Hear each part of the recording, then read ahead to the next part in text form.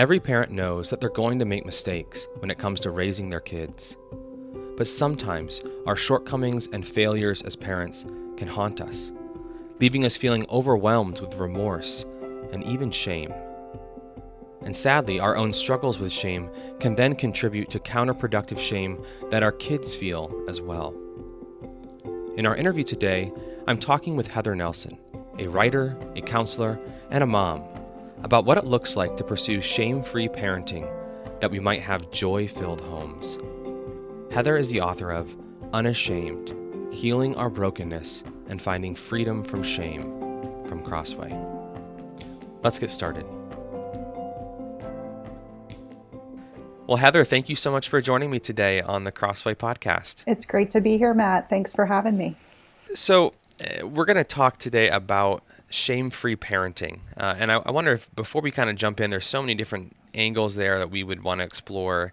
But how would you simply define that? What is shame-free parenting? I would say shame-free parenting, you can look at it a couple different ways. So shame-free parenting, from the perspective of the parent, is being able to parent in a way that doesn't cause you shame. Like, darn, I just yelled at my kids, or I just said that thing I never want to, I thought I would never say. So I would say that shame-free parenting is parenting in a way that won't bring you shame as a parent. It's also, from the children's perspective, it's parenting in a way that is keeping them from getting stuck in these cycles of shame through the way that you're parenting. And it's also, redemptively, it is parenting in a way that's maybe different than what you experience. So it's not repeating these cycles of shame that can just get carried down generationally. So that's my long, short answer of shame-free parenting. So it's so interesting that there are those there's two dynamics there. There's the parent's experience of shame and how we're dealing with it as parents. There's also then the experience of shame, the struggle against shame that our kids experience as well. And so I want to kind of explore both of those. But maybe before we jump into that, it seems like another word that is often used, sometimes interchangeably with shame, is guilt. So I wonder if you could help us understand, what's the difference between shame and guilt in your mind? Are they mutually exclusive, or are they overlapping, or something else? I like to think about it like if you picture a Venn diagram of two overlapping circles, and guilt's on one side, shame's on the other side. There is a brief place where they overlap, and I'll talk about that in just a moment. But for the most part, they're two separate entities. So guilt, as I define it, is related to the feelings you have after you've sinned. After you've sinned against someone, after you've sinned against, ultimately, every sin is against God. And so you've done something wrong and you feel guilty afterwards. And the way to get rid of that guilt is asking for forgiveness, admitting your wrongdoing, and repenting. And so then guilt goes away. Shame can feel like guilt. Maybe that's where the shame and the guilt kind of intertwine, is that sometimes what begins as guilt can morph into shame. And so shame is something larger than just, I did something wrong and I feel badly about it. Shame is, I am wrong. I'm defined by the bad thing, either that I did, and then this is expanded from guilt, or that someone did to me. Shame can be a result of other people's sin against you as well. And that's where it's really important to, I think, separate out what is guilt, what is shame. Because guilt is a healthy, spiritually healthy response to sin that we want to have both for ourselves and our children. Whereas shame is not. Shame is the kingdom of darkness reigning, really. And shame is what keeps you from coming into the light with the things you've done wrong or the things that have been done against you. So you work as a counselor by trade. Yes. Do you often see people confusing guilt and shame when you talk with them? All the time. All the time. And I mean, some of it is, and I think that usually becomes this huge aha moment for people when I'm counseling them, when I talk about, oh, wait a second, you just said you feel guilty about some abuse that happened in your life.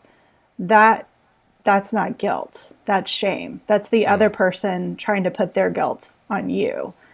So that kind of thing. Or, okay, you're saying you feel guilty about not spending enough time with your kids. Well, you have a full-time job and you have all these other responsibilities. Is that truly guilt, or is that shame that you're not living up to your own expectations or the culture's expectations of you?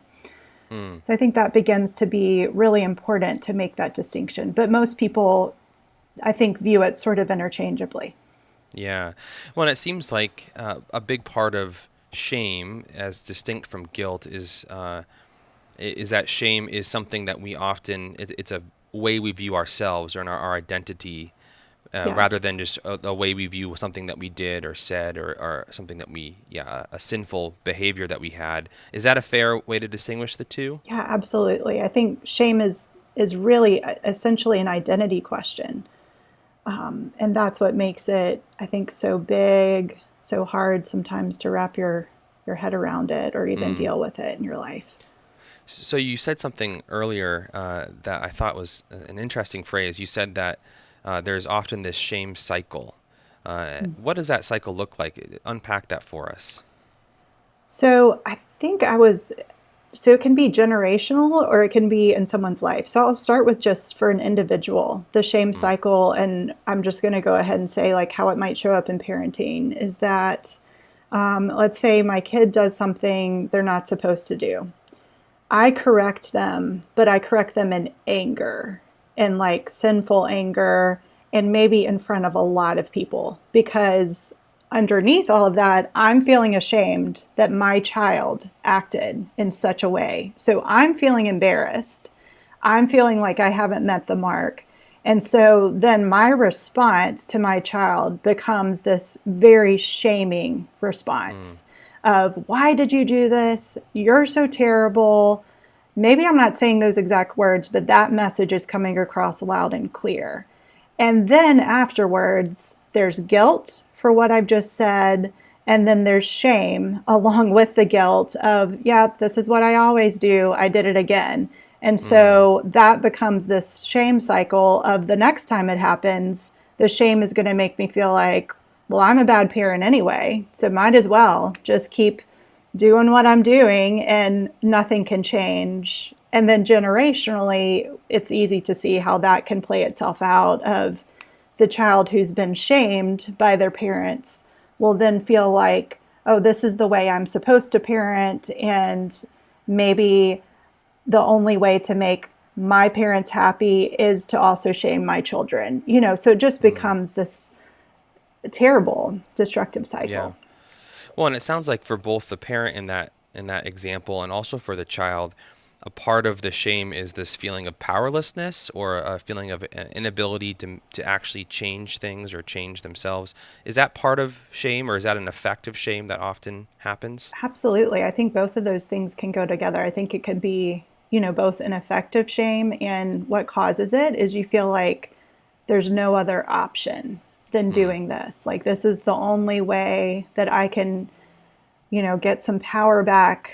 And of course, it's the opposite effect.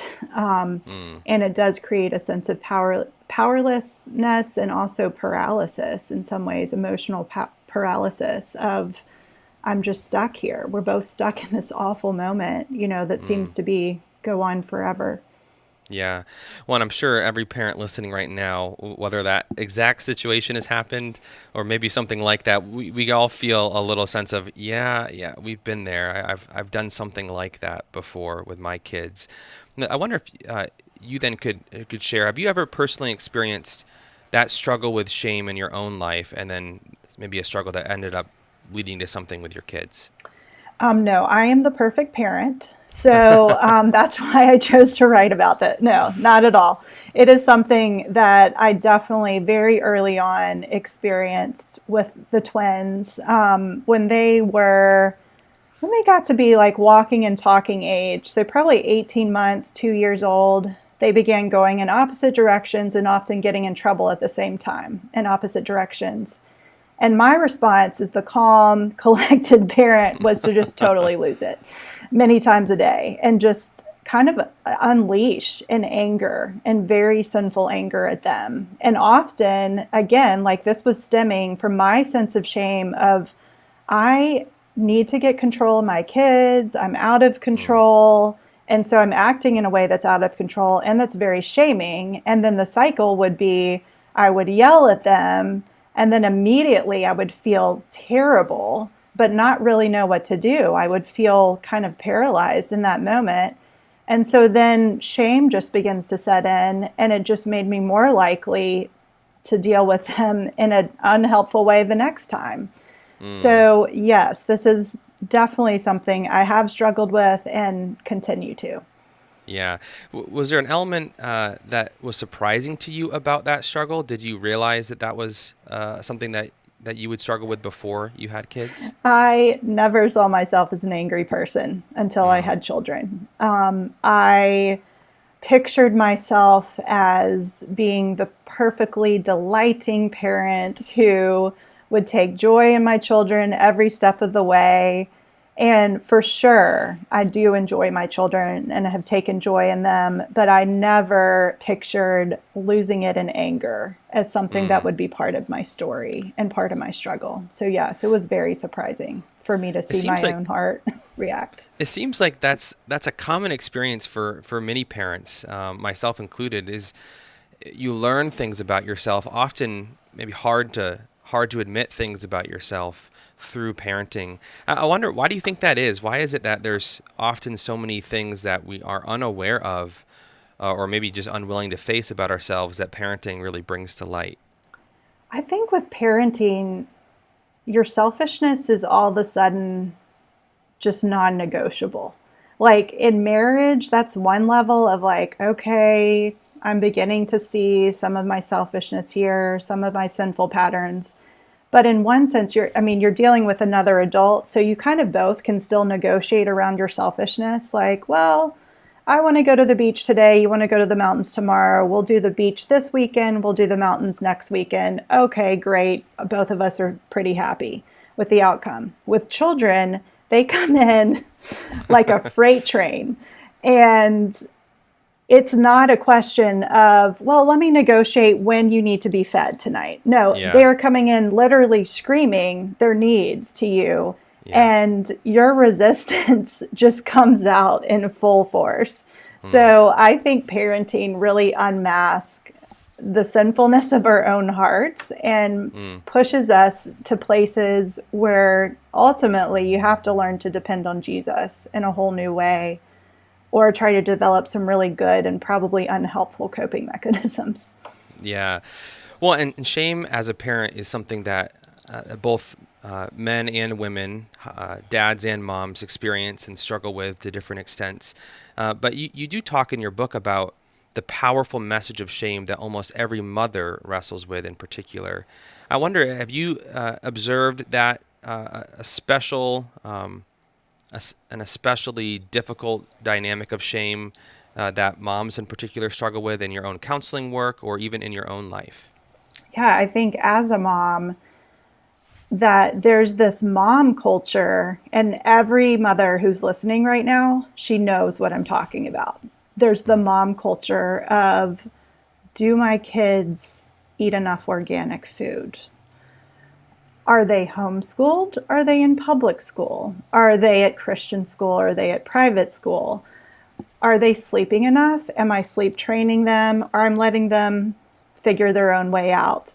And so there's all these different issues, and it becomes kind of the mommy wars is another way of saying it, but sort of this expectation and pressure that I think we've tended to put on ourselves and assume from the people around us that I have to be the perfect parent and I have to prove myself and particularly I think as a mom, I have to prove myself. I have to show that I can do it all, have it all, be it all for my children, whether I'm a working mom, whether I'm a stay-at-home mom, whether I'm some combination of the two. There's an equal set of, I think, expectations almost anywhere you look. And I think we as moms have not tended to be the most kind towards one another. And I do see that shifting. I think there's a great movement towards being real and being honest and really inviting inviting that same response in others and saying, like, we're all doing the best that we can. But I think every mom is having to combat with this huge shame message of you're not enough. Well, and obviously, depending on someone's context, the type of church or the type of community they're in, maybe some of those expectations will differ. But I guess I wonder if you could explain a little bit more, how are those expectations forced upon moms? Like, what are the ways that actually is pressed on people in their lives? It's a really good question. I mean, I definitely think church and family culture can be huge, and it can be as simple as, well, this is the way it's always been done. Like, well, I come from a family of, for example, I'm just giving an example. I come from a family of women who've always stayed at home with their children. So for me to not stay at home full time with my children, wow, that's breaking the mold, in some ways. Like, or it could be the opposite. I've had friends who said, my mom was a very successful doctor, and she wonders why I'm not using my college degree in the same way that she did, and why I'm at home full time with my children. So sometimes it's simply the example, or maybe you go to a church where almost everyone is homeschooling, and you're the one who's decided to send your kids to public school. And so it's just that pressure of, I'm different, I think, or that becomes a pressure. And you feel like, I think a mom can feel like I have to explain when I'm choosing differently than the people immediately surrounding me. Does that kind of answer some of that? Yeah. So then speak to the mom listening right now, or maybe speak to on two angles on this front. What can she do to personally guard herself against these feelings of shame that are sometimes pressed upon her from the outside, or maybe that she presses upon herself? Mm-hmm. And then on the other side, what can she do to help other moms not feel the shame that sometimes they can feel because of their decisions? Mm-hmm. I'm going to quote, there was a woman who spoke as part of a parenting class at my church when my kids were really young. And she said, you are the expert on your children. And I felt like that was incredibly freeing to really think about that I am the expert on my children. No one else is. No one else is called to be the mom of my children. Neither am I called to be the mom of other people's children. And so I think if we're able to take that truth to heart, that my children are a gift given to me by the Lord, and He's going to give me the wisdom to make the decisions that are best for them. And so really trying to quiet the other voices. Sometimes that looks like stopping reading all the blogs or the parenting books. There's been times in my own life where I just had to stop reading parenting books because every parenting book had a different opinion about whatever the issue was that faced me. And it was confusing me. I mean, there's certainly a great place for parenting books to help inform, but to some degree, and at some point, you have to decide, okay, this is what's right for our family moving forward. And so I think if you focus on that, then I think that really helps you to have kind of some security and some freedom from shame if you're convinced this is what's best for my family and for my children. Yeah. And I think out of that security, you're then able to offer freedom to the people around you. I think even being able to say and admit, like, this is what, if you're having the parenting advice conversation with other moms, being able to throw in there, well, this is what worked for my kids, but your kids might be different. I think just even that phrase would go a long way to really reducing some of the shame that we tend to exert on other people. And not being quick to offer advice to other moms. I think particularly when you're a new mom, and I'm thinking about when I was a new mom, it can be easy to jump in with other new moms and say, well, if you just did this would help with your children. And I have to say that really drove me crazy because as a mom of twins, I had two kids who had really different needs, often mutually exclusive needs at the same time. And so I was seeing from the get-go, well, what worked for one, like I'm doing the same thing with both. What works for one isn't working for the other. And so I found some comfort in talking with parents of multiple children because you essentially realize I thought I was doing really great with child A, and then child B came around. I did the same thing, and child B didn't respond the same way. So I think having a little bit of humor and levity, and also realizing, just respecting the fact that my kids are different than your kids, your background's different than my background, and I'm going to love and support you as a mom, because what's common is that this is hard work. Whatever you're doing, however you're doing it, this is hard, and we're in it together. So as we wrestle with our own sinful hearts as parents, including our own shame, we can then sometimes in our shame contribute to our kids' shame. So I wonder if you could just unpack a little bit more. How does that sometimes happen? I think it can often happen when we don't know ourselves and we don't know our children. And we're not being careful and thoughtful.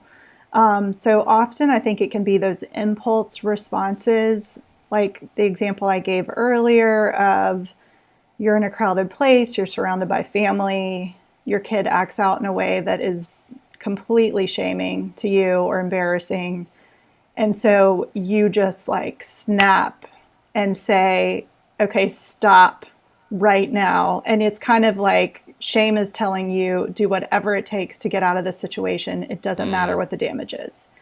And I think the times that I've been able to just step aside and first calm myself down and take a minute and think, okay, what would it look like to lovingly interact with my child? And what would it look like? What does my child need in this moment? Because maybe they feel embarrassed too. And so 9 times out of 10, being able to pull your child aside and take a little extra time is going to yield much better results than kind of the shame exacerbation of that moment. Yeah. Yeah. So when it comes to parents and how they interact with their kids, you draw a contrast between shame-laden words versus shame-resilient words. I wonder if you could unpack that contrast. What would be some examples of those two different kinds of words? Right. So I think shame-laden words would be something like, why do you always do this? Whatever this is. And it could be true. It could be totally true that your child always does whatever it is. So that would be a shame-laden word, because that's sinking deep into their identity, that this is something they always do, they can't escape it. Shame-resilient words for the same situation would be, well, it looks like you spilled the crayons on the floor again, and the markers, and the paint. What can we do to help clean it up? So in that, you're identifying a specific action, and you're also giving your child the opportunity to help you make it right. I think another example is like anytime you use an identity statement, like you were so naughty, you were so bad, you were so disobedient. All of those are shame-laden words because they're identity. They're going straight to the child. You're describing every part of them as whatever this is. A shame-resilient word would be, again, separating out what they did from who they are. And also just trying to focus on the things that they do that are good. You may not be able to focus on that in the moment, but trying to take this big picture look of what are some things your child does really well, and how can you encourage them in that. So what would you say to the parent listening right now who kind of says those distinctions between shame-laden and shame-resilient words, does that really matter? Does it really make that big of a difference? If my kid is being naughty, I should be able to say, don't be naughty, you're being naughty. What would you say in response to that kind of response? I would say, sure, if it happens a couple times. And I'm not saying that I've never said these things to my children. I mean, there have been moments where I'm like, you were being so bossy, you're being so disobedient. But I think if the general pattern becomes that your child is always hearing these words from you, these identity words, that sinks in. It sinks into a little kid's heart.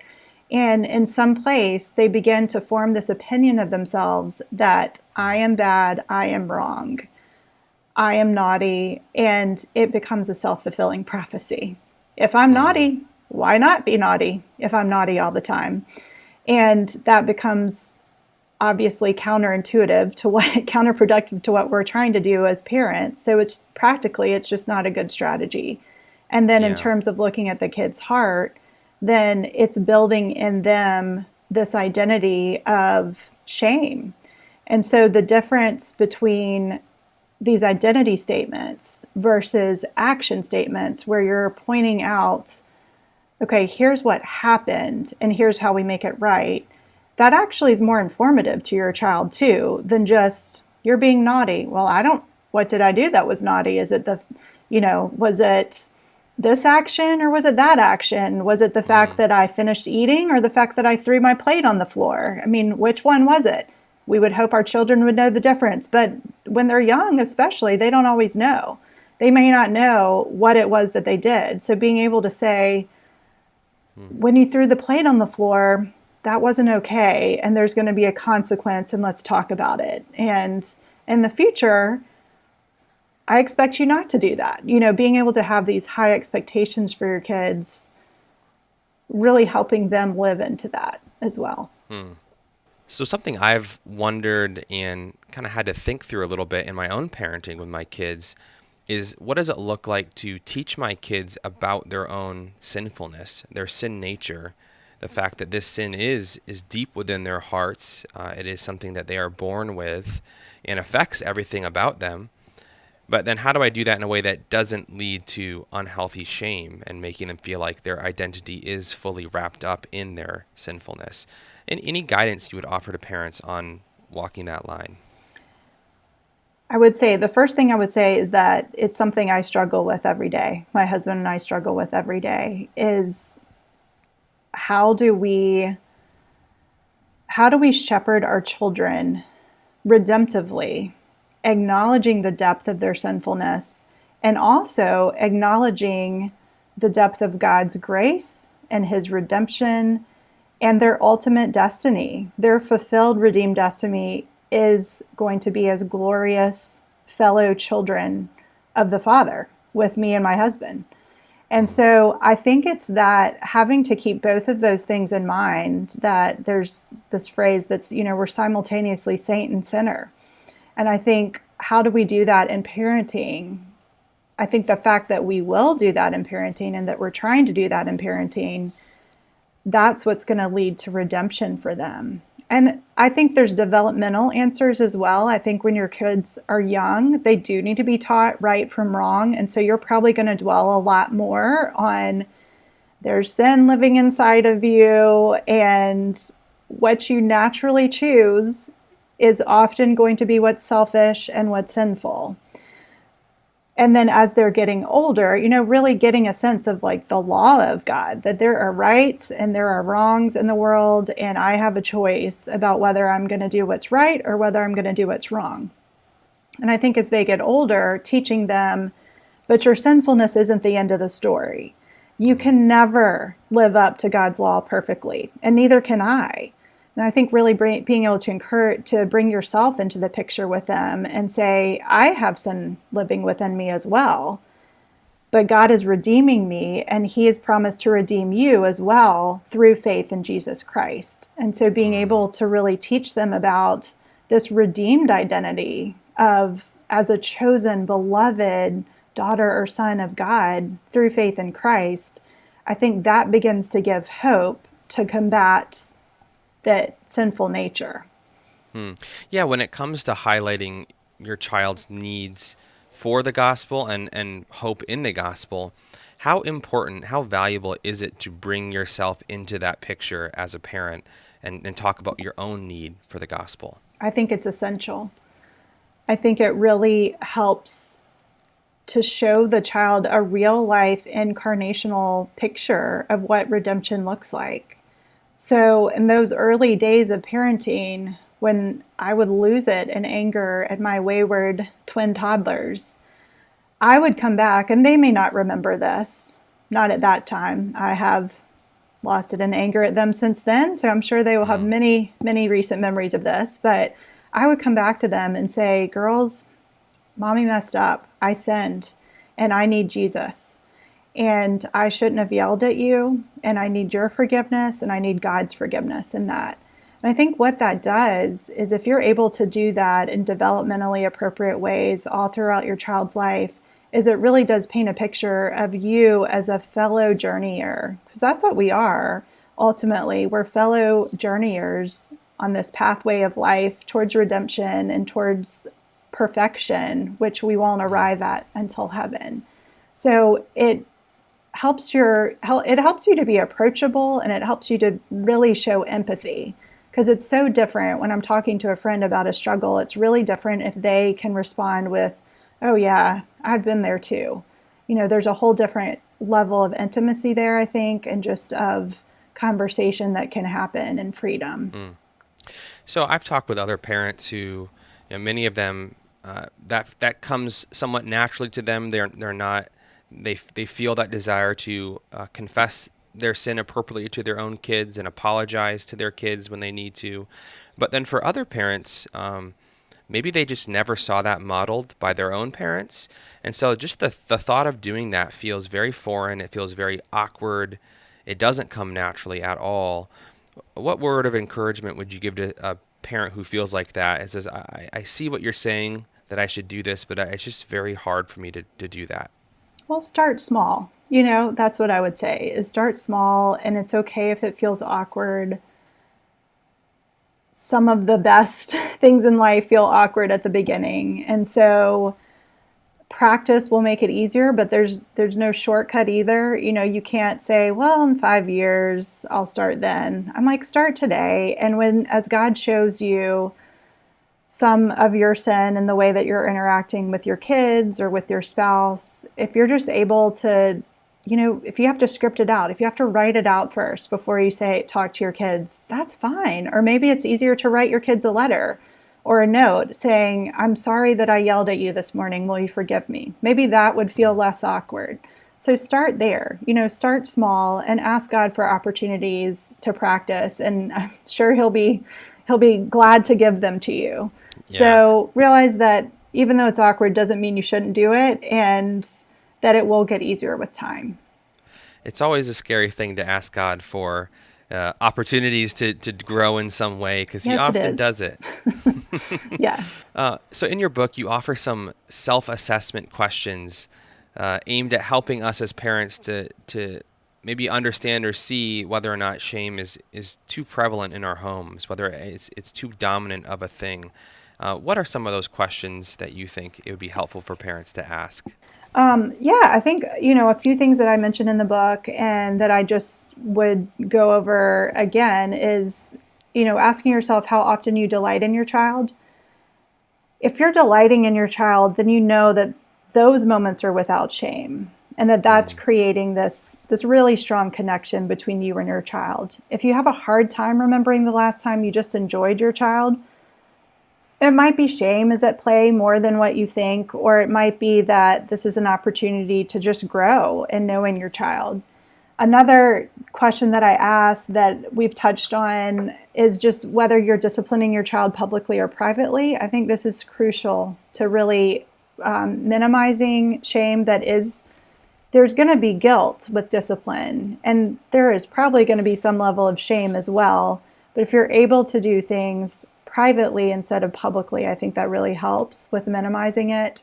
I think also along with that, when you're disciplining your child, if you are able to affirm your love to them before, during, and after the moment of discipline, and even if they don't believe your words, but if you're able to say, "I love you, and it's because I love you that I'm doing this," and then afterwards being able to say, I love you even though this happened, and nothing will ever change that. I think that begins to build a real shame resilience in your child, that they know even if they do things that are very wrong, that they can never lose that relationship with you. I think that's one of the most powerful things we offer our children, is our relationship with them. I wonder if you could then speak to the parent listening right now who, for whatever reason, and there's so many reasons that we struggle with shame, they are feeling ashamed. They're feeling this burden, this weight that goes beyond guilt, that does feel perhaps paralyzing to them sometimes. They can see how it maybe affects the way that they interact with their kids and their spouse and others, what word of encouragement would you offer to that person? I think what I would say, first of all, is that you're not alone. You may feel like you're very alone, but I guarantee you there's someone maybe very close to you who feels the same way. And so I think the hope is that if you would be honest, if you're willing to be honest with someone who seems safe and share with them, I'm feeling really ashamed of the way that I've been parenting, or I just feel really stuck. I think you will find that you aren't alone, that the parents around you have experienced that, have felt that, if they're being honest. And even if they haven't, they're probably willing to enter into where you are and hear about it with you. Maybe there's no one that you can think about in your life who you can identify as someone safe to be honest. And that would be a great time to seek counsel from a professional counselor or from a pastor or discipleship leader, small group leader, someone that you can be honest with, and with the hope of finding you yourself, finding some empathy there for your struggle with shame. That will help you to know you're not alone, you can be vulnerable, and there's hope. There's a way out, because you could be feeling shame maybe for the way that you've responded and you knew nothing different. You don't know how to parent differently than a more shameful way, because it's what is in your DNA. It's what you grew up with. And there's a lot of resources and I think a lot of hope that just realizing and recognizing the shame, that's the hugest first step. So many parents, I think we can just go through life and go through, parenting, not even giving a second thought to even asking the question. So if you're feeling guilty, or you're feeling, I shouldn't say guilty, if you're feeling full of shame right now and you can identify that, then that is the hugest sign that there's redemption at work in your heart even now. Yeah. Well, Heather, thank you so much for talking today to us about this topic of shame and how it can affect us as parents and affect our kids. We really appreciate you taking the time. Yeah, you're welcome. It's been a privilege. Thank you. That was Heather Nelson on Shame-Free Parenting. For more, be sure to check out her book with Crossway, Unashamed: Healing Our Brokenness and Finding Freedom from Shame. Pick up your copy of the book for 30% off directly from Crossway by visiting crossway.org/plus. That's crossway.org/plus. For more interviews like this, subscribe to the Crossway Podcast on Apple Podcasts, Spotify, or your favorite podcast player. If you enjoyed this episode, would you leave us a review? That helps us spread the word about the show. Crossway is a not-for-profit Christian ministry that exists solely for the purpose of proclaiming the truth of God's Word through publishing gospel-centered content. Visit us today at crossway.org.